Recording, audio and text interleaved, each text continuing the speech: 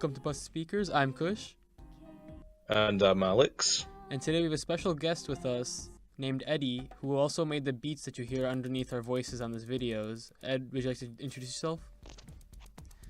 Hi, I'm Eddie. I appreciate being on here. I'm really excited to be part of Busted Speakers. I've even put on a suit just to get us in the mood. I mean, this is audio only, so you can't see the suit, but hey ho, it's put us in the right mood to do some top reviewing. That's what this will be, top reviewing indeed. That's all Busted Speakers is. Yeah, so today we're going to be reviewing Hendrix by Future. And Future's like a pop rap, trap musician who's been around for years. I think mainly got publicity through his double album with Drake. But he's also been known for like his album DS2, which actually got pretty great reviews. And what did you guys think about Hendrix? I'm not a big fan myself, but I want to hear what you guys think. Oh no. Well, that's good. That's good. This is the thing. I mean, I personally think that if there's going to be more than one reviewer talking about the same project, it's good to have some sort of debate or some sort of conversation about it. If we're all just going to agree on it, it's not going to be exciting content, is it really? So I think that's good that you didn't like it in a way, and I'll be able to say my opinion. I'm sure that Alex enjoyed it. I don't have to speak for him, but did you like it, Alex? Yeah, I mean, I got into Future via you, Eddie, in the first place, you recommending tracks. And I like him for basically the same reasons you do. He's got a really unique flow. And it's the atmospheres on the song are just, some of them are just so nice and almost angelic in a way. And I think you were saying some are, well, maybe not angelic, but some are very mystical and have a really nice production. Cerebral's a good word. And you were saying some of it sounds psychedelic in a way, even though it's nothing like psychedelic rock or pop. For me, I've been into Future for a few years now, and I've been following him mainly through his mixtapes, not so much as proper officially released projects. So I've never really got into his really early stuff like Pluto. But I really love the album Dirty Sprite 2 or DS2. That's been on the repeat for me for the good amount of a year now. And for me, I think it's a very bold and a very adventurous project, this new album. And I don't know if you guys agree, but I think that the album cover kind of represents it. Because in my opinion, not only does the obscurity of Future on the cover kind of suit the hazy and like melancholic mood that the album has like overall, but I also think that since he's kind of like walking towards the camera almost like away from the haze, I feel it kind of like represents Future escaping the sort of stereotype that he's been put into, because it's a common stereotype for trap artists to just be known as guys who just have unintelligible lyrics, just have hook driven songs and no real meat to the actual songs themselves, a very simple structure and such. But I think that the album is definitely on like another level in terms of experimentation compared to even just what he's recently dropped, like Evil and the recent mixtapes, like his appearances on the ET mixtape with DJ Esco and Purple Rain, which to a lot of people have just been kind of very monotonous and not very interesting in terms of seeing some sort of stylistic change and diversity. But I feel that this new album, especially, obviously we can also mention quickly that he also dropped just a week before this album, a self-titled album, which compared to this one, is kind of very similar. I mean, I don't know, did you guys try Future, the self-titled album? Yeah, I haven't yet listened to the self-titled one. But I think my problem with this album is that Future's just not an entertaining singer. Like, I like him as a featured artist, and I appreciate that he's going out of his way to become more of an album artist and a standalone artist, because he's always had the stigma of being someone who's like always featured on music and someone who always adds the interesting hook instead of making his own interesting songs. So I like how he's approaching that. I think that the problem here is that his music ends up sounding a lot similar to each other just because he has the generic trap beats. The production is not as unique, and some songs are very unique, but other songs kind of end up being very similar, and he's just not a very good lyricist. So I mean, personally, I don't get the appeal of Future. I appreciate DS2. I enjoyed that album. I wouldn't say like I loved it or anything, but I enjoyed it. But I just feel like this is a step down from there.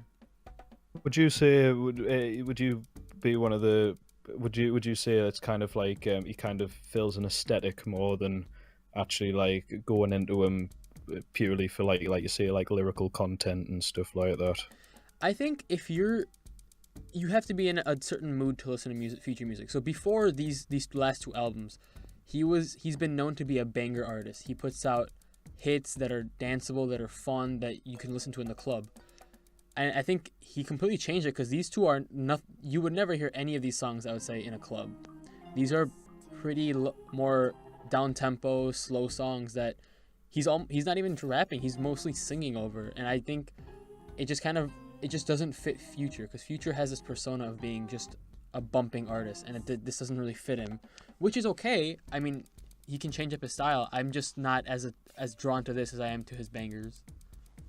I mean, I'm gonna say right now. I mean, I haven't said my opinion on this album yet, and I'd agree with you also that I think that the experimentations that happen on this album work well on some occasions, and I actually think that it doesn't work on some occasions. This isn't my favorite Future album. I think there are definitely really, really strong highlights. But a problem that I have with Future myself, despite also, of course, like I've said, I've been a fan, is sometimes I get a feeling that the instrumental of Future's performance sometimes outshine each other, or sometimes they will work hand in hand, which does happen on many occasions. But sometimes I feel on this album, it'll either the instrumental will just like totally like outshine Future, and I feel like he's just kind of there and being a bit bland, or other times I'll feel it'll be the reverse, like Future's the main one who's actually properly carrying the instrumental, which I feel like without Future would just kind of be very run-of-the-mill, boring trap. Yeah, I didn't really think any of that, because even though I really like this may be my favourite project by Future that I've heard. I've only heard Dirty Sprite 2, the one with Zaytoven, Beast Mode, I think, and Monster. So a few, and I've heard a few features. This just appealed to me because I tend to like Future more when he's singing in a sort of weird way than when he's rapping. Because some people think this is a big change from his usual style, like you say, but I didn't think it was that different, really. Like, I'm mainly talking about Beast Mode, really, and I know that's not a major release by him, but I was listening to that, and he's just kind of slurrying along to some nice piano performances by Zaytoven. I mean, yeah, I think what helps with that also is obviously because the entirety of Beast Mode is propelled with Zaytoven's production, as well as being a properly classically trained pianist. Since he does piano throughout the whole thing, I mean, I think it would just sound stupid if he's going mental over some piano. So I think the reason why it kind of works, and he does that sort of dreary, melancholy, sort of ballady sort of sound throughout Beast Mode, is because of the instrumentals that he's over. I mean, do you want us to? Should I just quickly go into like the songs that I just don't like? Is that okay? Yeah, because you and Kush might find common ground there. Ooh. Well, Kush, I don't know about you, but I found the song Selfish very underwhelming. Would you agree with that? Selfish? So that was with Rihanna. Is that the song with Rihanna, yeah? Yeah. It was way too poppy, way too upbeat, and just really odd song. Not because it doesn't fit Future, it sounded really odd having Future and Rihanna on this like upbeat, poppy song. I mean, I just felt it was what I've said before, really underwhelming. I mean, if you'd really just take the instrumental, it's just simple, like 808s and snaps, and it's just like exactly like you say, it's just something that you'd expect from like just a typical pop ballad, and it's one of the only times that there should actually be a risk, because it's one of the rare occasions where obviously there's a feature Rihanna on it. You'd want something extra for it. But instead, obviously, Rihanna's just kind of there providing female backing vocals, and also, I suppose, if you want to go further into it, if you want to say that the album has like a conceptual message over it, it's kind of getting a female perspective to the thug life that Future has. But even then, I mean, the only risk for Future, it's only like a risk for Future. I don't think it's really a risk for just like a typical casual listener. I don't think he's ever went this poppy before. At least I've never heard him. And just like judging it as a song itself, it's passable and maybe just a risk to what Future's done previously, if that makes sense.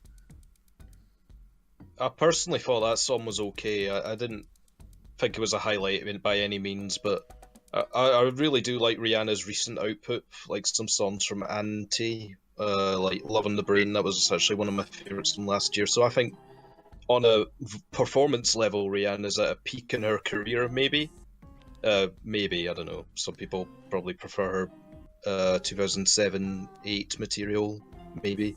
But I think she brings the same quality here, and it's I was mainly happy with this because for some reason I see Future as a more of an outsider on the music scene. Like, I know he's very well known because of the album Future got to #1 in the US albums chart, so he's obviously very successful. But the way he portrays himself and performs is like a very different way to anyone else. So he always seemed like an outsider to me in some regard because of the way he is, and he doesn't conform. And this was like the first, like you say, when he does a little bit on this song, quite poppy. But it kind of made me happy because by this point in the album, I really like Future as a artist, and hearing him with a big successful star like Rihanna made me happy, and not made the song quite happy, and I really found it enjoyable because of that. But yeah, it wasn't the best. That's the thing, though. I mean, you find it good because that's you enjoy the song. It sounds it. You think it's decent, but it doesn't really sound that you're enjoying it just as the song itself. It's more you're enjoying it from an outside perspective of what Future is, which is what I'm kind of on about. It's like it's interesting to see Future working with like a big name like Rihanna, and obviously he's done it before. He's been featured with Rihanna songs, and obviously we can talk about later about the Weeknd song, who's also featured on this. But I think just as a song itself, it's just bland and passable.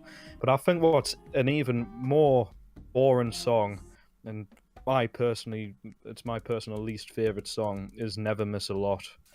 And with this song, I think it's a very big nod to Drake, but a very, very, very weak nod to Drake. Like, it's like an unspecific love song that also has like a very similar vibe to what Drake was doing on Take Care. I don't know how much you guys are familiar with Take Care, but I feel that Never Miss a Lot has a very similar vibe to it. And some of it just gets very like there's a hook on Take Care, the song Headlines. It was where they go like they know, they know, they know. I don't know if you've heard that song, but on this song it's you know, you know, you know. It's like it's sung in the exact same way, and because of this and like the like uninspiring like chord changes and just like the beat, I just think it's like lazy, and it's an example of the atmospheric side that we get up throughout the album just biting itself on the foot. And instead of just being like hypnotically captivating, which is done well on other songs, it's just like deadpan, and I just think it's a very uninspiring track. Well, my problem with that track was that it just kept repeating over and over and over again, and it didn't get anywhere, and it was kind of monotonous throughout the entire song, which was kind of upsetting because the song before, Fresh Air, was probably one of my favorites on the album. It was a catchy production, and despite feeling like he has a very generic flow, or not generic flow, but he repeats his flow and doesn't have much diversity in style, it was catchy and it was fun and it was a banger for me. And then it goes to Never Miss a Lot, I guess, and it's really slow and it's R&B style and it's just upsetting. Why can't people just type normally? Why can't it just be Never Miss a Lot or Never Miss a Loss? Why does it have to be Never Miss a Loss? Just type normally. I think it Future's not a normal guy. He needs to take set some himself out. English literature lessons before he goes back in the studio I could and teach making some him more those. songs. I don't look for. I don't like really analyze lyrics when it comes to Future. That's not what I look for in his music that much, even though he does have some good lyrics here and there. I just didn't understand the main line of the chorus. I can never miss a loss or whatever. Didn't make sense to me. And the only way it kind of makes sense is that he never misses a loss. Like, he doesn't miss one. So that doesn't even make sense. So it's like a weird double it's like a weird double negative that doesn't make sense to me. So yeah, not the biggest fan of that song either. Well, I at least agree. we all agree on that. That's fair.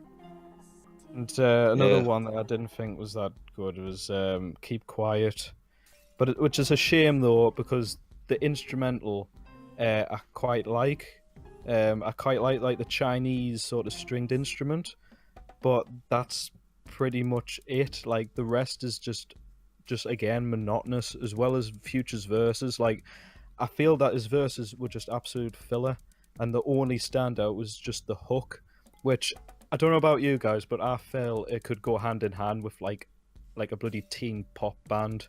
Like I could have honestly imagined Zayn and Harry Styles doing backup with the "Keep Quiet" like the chorus to it. Like it honestly sounded like that, which again, you know, that's quite a bit of a risky move. I never thought Future would sound like a boy band, but that doesn't mean it's good. Yeah. I think my two least favorite songs on this album, to go back to back, it's "Damage" and "Use Me." No, "Use Me." That's my favorite song. I like them too. I do as well. I don't know. So "Damage" was just bad because I couldn't understand what he's saying, and the things that I could understand were just cringy and gushy, soaky. Oh, those are classic lyrics, man. I should make my favorite lyrics thing on RYM and put it on there. But it's a problem because a grown man said that, and he has such an influential voice in hip hop and trap music, and he said gushy, so soaky. But you know, if it is gushy and it is so soaky, he's not lying. Yeah, but the problem is that I think he has a problem where, like, because he talks about girls as objects, and like, I think the first song is The Collection, or My Collection, where he talks about having sex with girls and putting them in collections. Yeah. But then later on he talks about like being a good father to his daughters and like putting good examples. But I think he's been kind of contradictory in this album, if you're asking me. None of that bothered me because I'm not really looking at Future like a role model, if you know what I mean. I'm definitely not, but I think he wants to, the thing is he wants to be a role model, which is not a good idea. Like even My Collection, yeah, you could see it as him seeing women as like objects to add to his collection, but also you could look at it like experiences with women he's had in his life to add to the collection of his life's memories. You could see it that way. I don't know. That's a really big mantelpiece he has to have. Like fitting a full-grown woman on a mantelpiece. Yeah. Well, he's got the stacks of cash to get as many as he wants. Okay, so is "Use Me" your favorite, Eddie? Well, I was just literally I nearly finished with all my the ones that I didn't like. The only other one which I think, Alex, you might like, where this is the only time where we might have a disagreement, is "Looking Exotic." And the only reason why that is because that's an example of where we didn't really see any sort of growth in Future's stylistic changes. I mean, I'm sick of that siren beat noise, you know, the whoop, whoop, you know that. That's in like every other Future song. I'm sick of that noise. Like, producers, when you're making a beat, can you not put that note in? It's really irritating. But is it a trap song if you don't have that? Yeah, you could make one. Or just make it in like it's always the same tone as well. Like lower the tone or something, but it's always the same one. I'm sick of that, and it just ruined that song. you're kind of right, because I've not had much experience with trap rap as a whole, so I'm not sick of the sirens, and I actually found them somewhat exciting and thrilling. Ooh, I should be. Maybe my levels, maybe my level of getting excited by stuff is not very high. Boring life indeed, but you know, but otherwise, I didn't think it was an amazing song. Just that bit didn't bother me or anything. So use me. This is exactly the type of song by Future that I completely love, and I Right, don't know yeah. how much of his repertoire is like this, but just the whole the soft ooze at the start of this song make it, like I say, sound almost mystical or Yeah. cerebral, as I've learnt, and the vocal samples in the background are well good. So here's my Anti-reference. Sorry. But this is obviously where we're just going to have conflicting opinions. I mean, us liking the vocals is probably the exact thing that you don't like, Kush, I'm guessing. I don't know. I think my biggest problem is not his vocals. My biggest problem is that he's not as engaging on such a slow production style. I think Future is just gets kind of boring when you have such slow production with him, and I think that's where at least I think his downfall on this album is. You said you liked the intro. I thought the intro was absolutely off-putting. I thought it was just disgusting. I don't know why. The glitchy beat was really interesting to me, or whatever the intro is. Yeah, I just and this is almost like psychedelic in a way, musical heaven to my ears, because he references Pink Floyd, like the lyric, like so Pink that's Floyd automatic with the 10 out of 10 for Alex. Pink Floyd, perfect song. Yeah. Yeah, but I think this album had a lot of Kid Cudi influence throughout the entire album. Kid Cudi has always had this kind of popish kind of beats and more psychedelic beats, and I think a lot of them reminded me of something old Kid Cudi would have sang over, not new Kid Cudi at all. Okay. Do you just mean like from what do you mean by just like the style or the way that the vocals are done? No, not the vocals, the production style, I think. The production style was something that maybe not as trap heavy, but like something that old Kid Cudi would have made, or if he had continued to make music in the same style, because he definitely changed things up with Speeding Bullet to Heaven and Pain and Demon Slaying or some shit, whatever that was. Things up and Speeding Bullet to Heaven, but not in a very good way. I thought I saw that in the song Incredible a lot. Incredible is an okay song. I didn't think it was bad, but I think that he just needs to enunciate his words a little bit, maybe talk a little bit cleaner. Thought with Incredible, and I also thought with like the guitars that you hear on I Thank You, I feel that this is where we're actually hearing different influences for Future, and I think it's interesting because me personally, I'm not actually hearing influences from other rap artists. I mean, I mentioned I heard influences from Drake, and you can also definitely hear influences from Young Thug as well. But I feel that you got a big influence from like the 1975, and I also heard quite a bit of Coldplay as well. I don't know if you'd agree with that, with the kind of like later Coldplay, like the synth poppy sort of sound. I got that vibe at least. No, I didn't get any Coldplay or hear any of that. No, well maybe that's just me, but I got I got that with I Thank You and Incredible. Just the sound of Incredible overall. I feel like that's something that maybe like someone like the 1975 could have possibly done.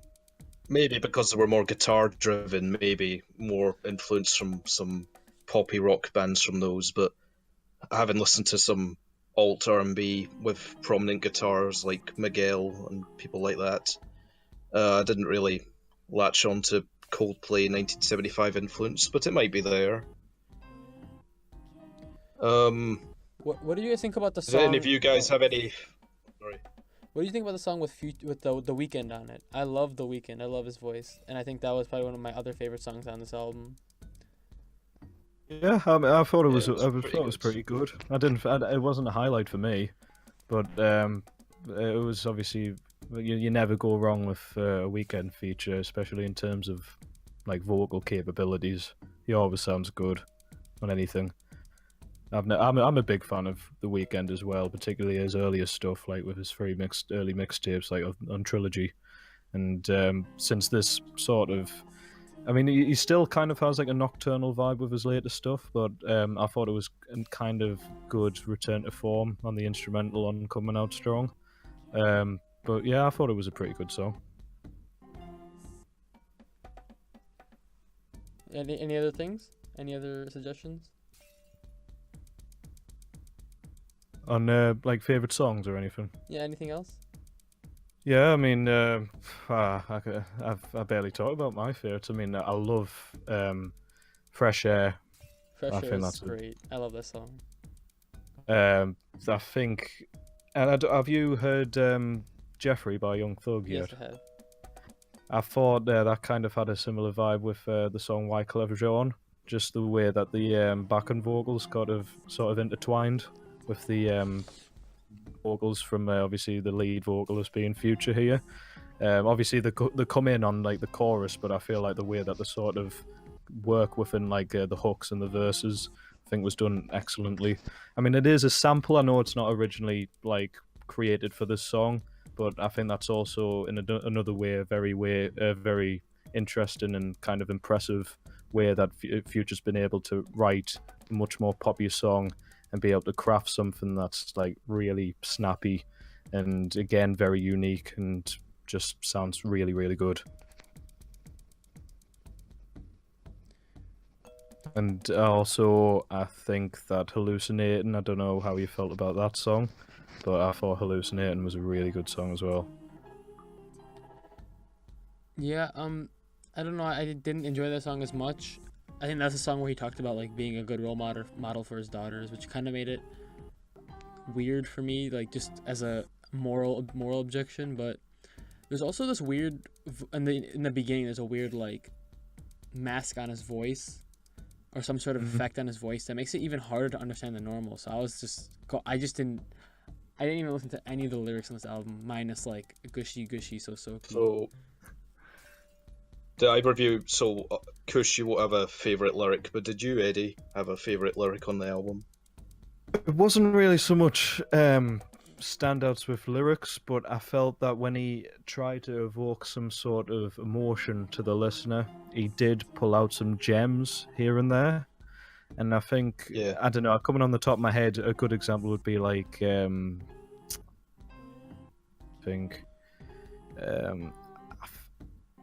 again, I cannot remember.